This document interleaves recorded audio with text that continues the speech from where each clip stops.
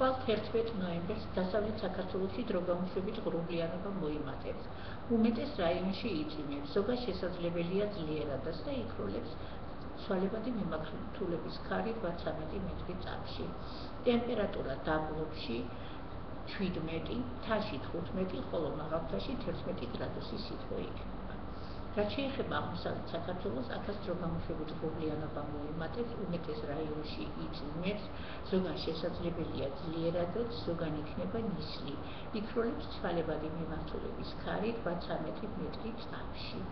ტემპერატურა ბარში 17 გრადუსამდე აიწევს, მთაში 14 გრადუსამდე, ხოლო მაღალმთაში გვექნება 10 გრადუსი სითბო. რაც შეეხება თბილისს, აქაც დროგამუშვებით ღრუბლიანობა მოიმატებს, იქნება მცირე წვიმა, შესაძლებელია იყოს ნისლიც, იქროლებს ცვალებადი მიმართულების ქარი 13 მეტრი წამში და დღის განმავლობაში ჰაერი 15 გრადუსამდე გაწყვება.